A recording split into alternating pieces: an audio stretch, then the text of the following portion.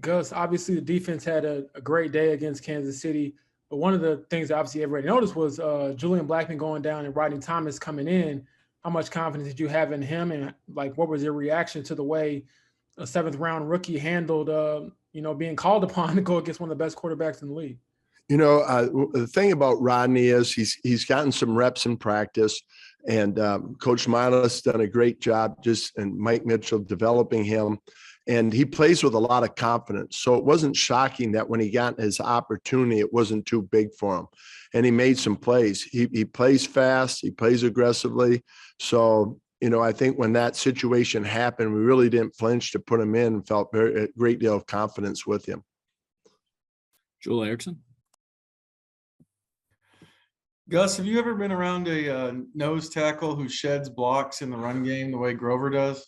You know what? We were just talking about that game planning. Obviously, this week is a big challenge, and he's playing at an extremely high level. The way he's coming off the ball, getting off blocks, gap and a half. He's just a very physical presence for us. And I think just his play and the way he goes about it brings a sense of calm to the unit. And he just very grateful to have him. And not only as a player, I think he's a great leader for us with our younger players and really sets the tone for the whole defense. That position, a lot of times people think of it as a space eating kind of occupy so other people can get there, but he's destroying it and then doing it, making the plays himself. Yeah. You know what? We try to be more disruptive as a philosophy with our interior guys, more of a penetration,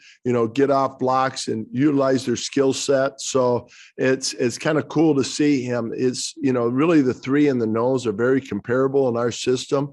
We ask very similar things out of both of them. So they're a little bit more mirrored position than maybe like a 3-4 nose. That you're talking about that, eats up the center and hopefully a couple of other blockers so everybody else is free.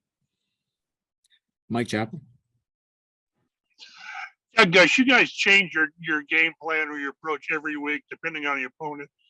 Is it more complicated when you're going from two teams who really are pretty different in the way they run their offense to where you've got Mahomes and now you've got a Derrick Henry based offense? Right. It's a completely different challenge, although they're do a really good job with their play action, their passing game.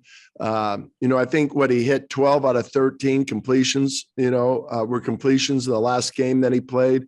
So, but it is a whole nother set of challenges. They're a committed run team, and they've got a great back there, someone that we got to be aware of, his running style and definitely have a tackling plan for him. So there's some carryover. I mean, we played the same coverages that we have all year last week. And, I think that the players are just gaining more confidence in it. It's one of those, it was a big step, just that they felt maybe what it could look like. And, we tell them that, it's not the call really. The players bring the call to life. And it's no different this week. We're going to ask a lot from all of them and then some, but it's a great challenge for us. Do you detect a different Henry after the foot injury?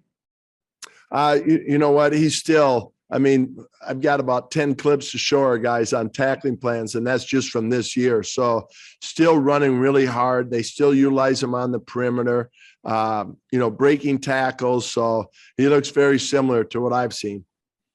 Thanks, Gus. Joel Erickson. Hey, Gus, why did Nick Cross only play one snap, and why has his playing time kind of dropped since this opener? Well, Rodney McLeod's done a good job in practice, as so has Nick. And, it's kind of game to game. We evaluate it, what's best. Nick has got a really good skill set. He's an elite athlete. And it's just about, gaining that confidence to play in and play out with the unit.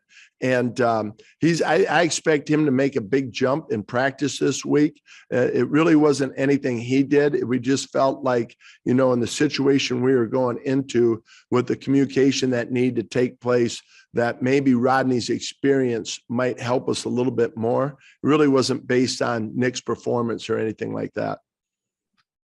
The last one here, George Bremer. Guys, along those same lines with experience, how big a role did Stephon Gilmore play in keeping things together on the back end, especially with the moving pieces on Sunday? He was very big. I think that, he even mentioned to me about just having banked experiences in the system.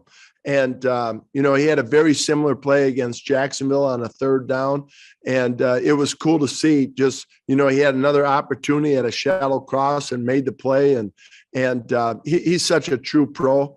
And, we feel confident with him. There's going to be chances he's going to be isolated on the backside. But in our minds, he's the man to do it.